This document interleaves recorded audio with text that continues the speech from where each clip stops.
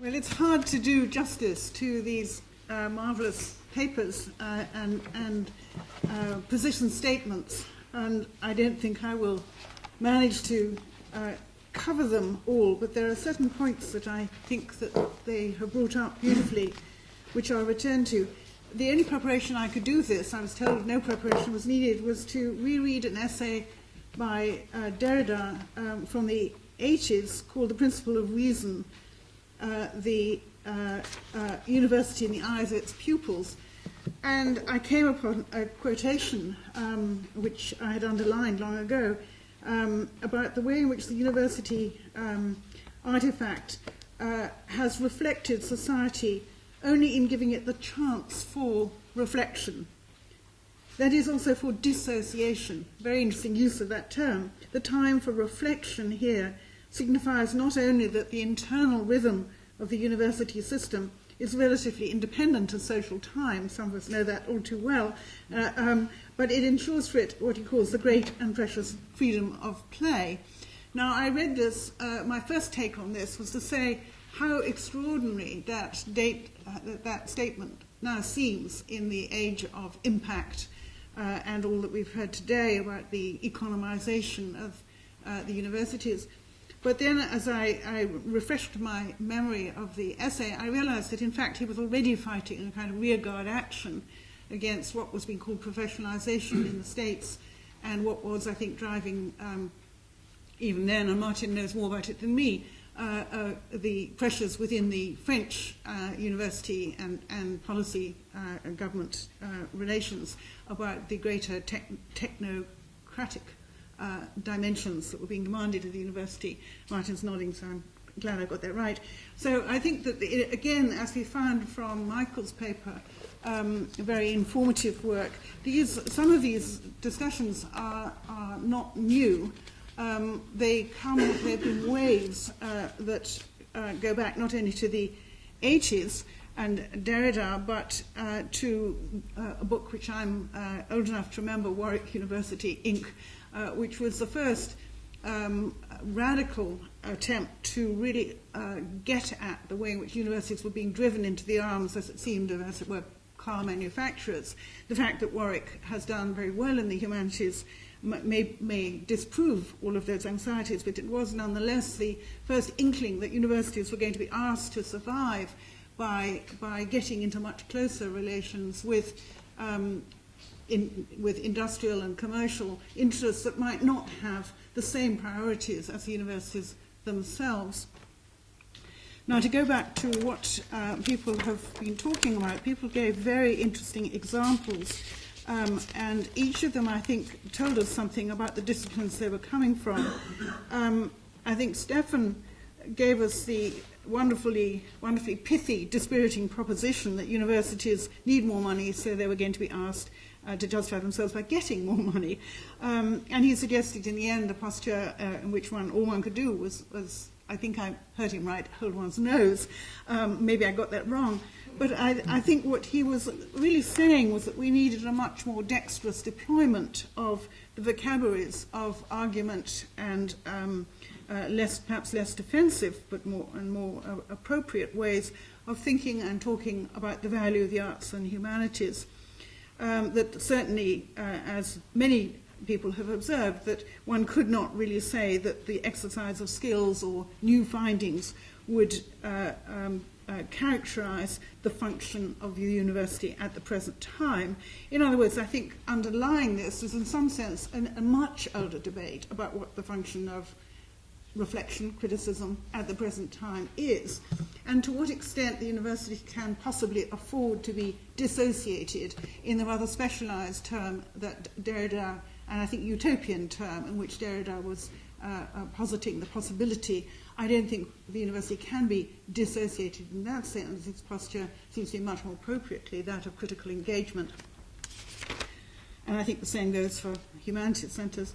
Now, Simon Schretter gave us a really wonderful example of how historians have tried to engage in that kind of critical way by writing. It's I don't know if it's a bit like getting essays that you can get on the web for your supervision, or whether having these 4,000 word policy essays written by experts is just so slightly uneasily related to that, I think, policy for sale. But I don't think he meant it like that. I think what he's saying is that these are ways in which you can bring the rhetorical skills of historians to bear on policy issues.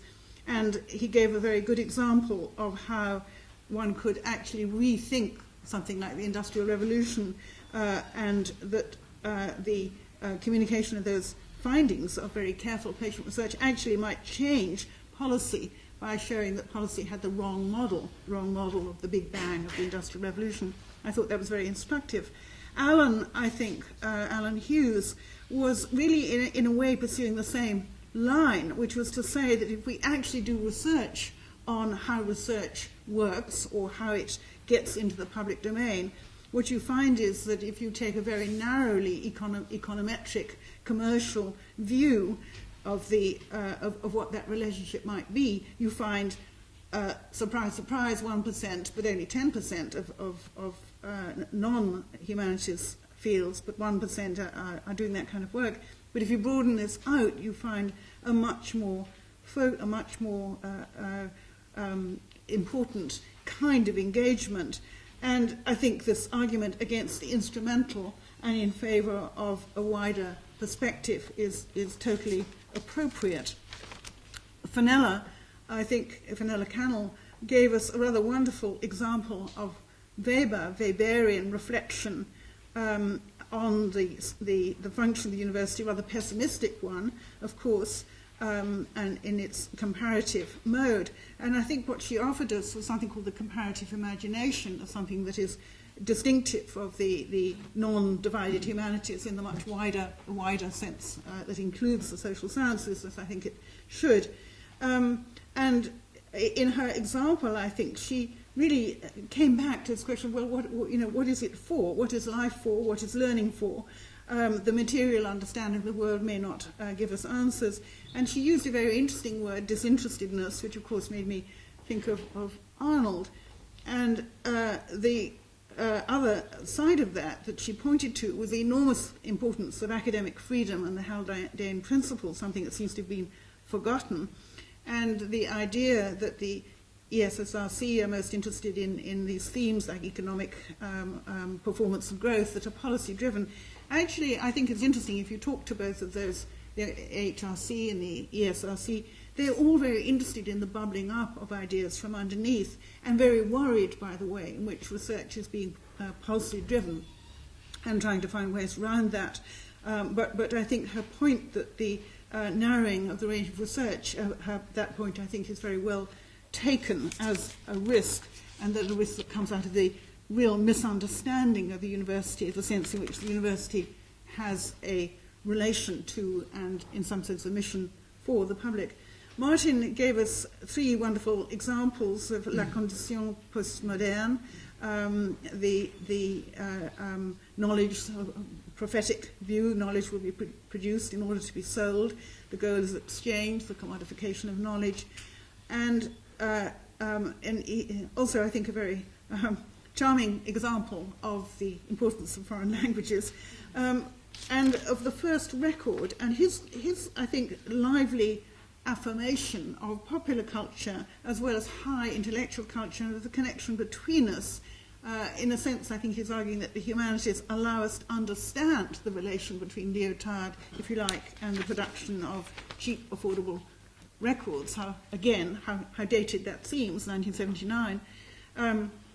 Now we have a quite other relation to that kind of, to the dissemination of public culture, indeed arguments about how it may not be possible to in any way limit it to commercial enterprise at all.